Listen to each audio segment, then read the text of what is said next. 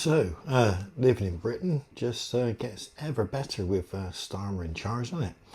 Have you seen the reports today? But the NHS have started to refuse treatment to kids, school kids, with some quite serious conditions apparently, if they have a private school education. So if their parents pay for private school, the NHS will refuse treatment and say, well, you know, if you can afford private school, you can afford private tuition and private treatment, and refusing it. Now, obviously, people that send their kids to private school still pay the same tax and everything else as, as the rest of us. So why shouldn't they send their kids to the NHS for treatment for conditions they have? It's getting a bit disgusting, this. So looking at, I've got a bit of a thing with the NHS anyway, because we already know that once you get to a certain age, probably around the age of 50, the NHS severely restrict the services you can obtain from them. They may not say it outright to your face, but they do. And to my experience, I was heavily involved in the rescue mission on 1st of October 2017 in Las Vegas, the Mandalay Bay shooting, and I actually got shrapnel on my leg whilst I was running around helping these Marines rescue people. And that's a story I'll tell one day, I promise. But anyway, as a result, I got a condition called lipodermatosclerosis in my legs, which is basically killing my legs. I'm going to lose my legs eventually. Now, an American doctor who is the actual world specialist on this subject diagnosed me, wrote me a letter basically to give to the NHS to tell them how to treat me. And I went along to the NHS thinking, hey, they're going to see what I've got, see the treatment. He's the guy they'd ring up if they want to know how to do it anyway. Therefore, I'm going to get treated and I'm going to get me looked after. And had they done so, I would potentially have certainly controlled the illness better, if not, maybe cured it. But when I got the NHS, gave it to my letter to my doctors, along with a little letter saying, from me, saying, disclaimer, I appreciate there's steroids involved and stuff, so if I grow an extra pair of tits, I don't care.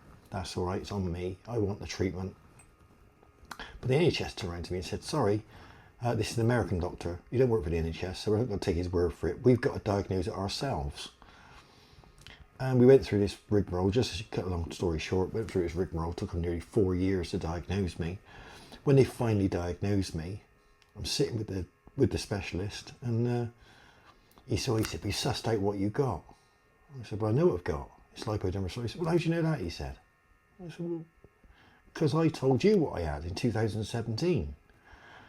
I put I gave a letter in saying what the treatment was and asked for the treatment, and they said, you've got to diagnose it first, and you've taken all this time to diagnose it. I said, but I knew what I had. Yeah, he said, that is what you've got. He said, the trouble is, he said, the treatment, there isn't any for you. He said, because you're over 50. He said, once you get to 50 in the NHS, he said, you don't get treatment. We just basically try and manage it as best we can, and eventually you'll lose the use of your legs. So I said, well, hold on a minute. Why don't you have a look and see when I told you what I had, and when you refused to accept the world-renowned specialist in this subject? You chose to ignore his word, and I gave you a disclaimer to say you can do whatever you want. He looked at it. Oh, yeah, you're right. He says, you did tell us what it is. He said, yeah. Well, that's just incompetence. I said, what? He said, well, it's just incompetence, isn't it? Total incompetence. He said, we won't do the treatment. I said, but can you not have a word then and get the treatment? No, you'll have to sue us. I'll give you a letter to say that, that's what the situation is. So I got a letter from him to say that it was a complete balls up and mistake, and I am now suing the NHS.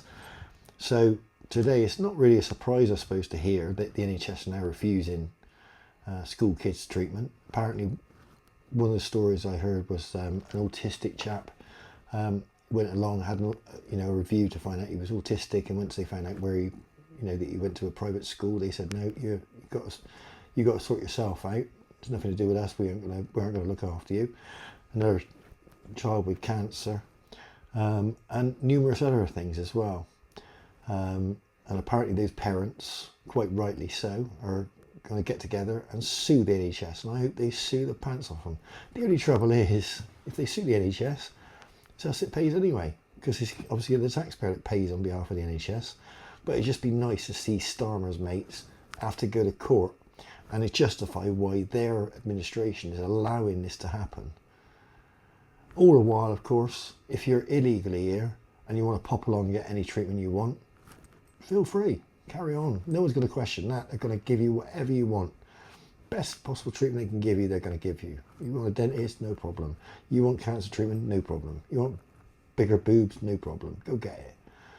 It's absolutely ridiculous. This country is going, I mean, it's so far down already. I don't think it's rescuable. I know we all hope that reform get in and sort the problem out, but I think it's too far gone, because it is that bad now that it is totally different. It's not the country that we would recognise. People that have left this country maybe 10 years ago and came back today would struggle to recognise the place. It really is that bad. So yeah, unfortunately, not a cheerful one today. But just a report on the lack of common sense that our government seems to have. There we go. Thanks for watching. Hopefully you'll like, share and subscribe. That'd be nice. Thanks very much.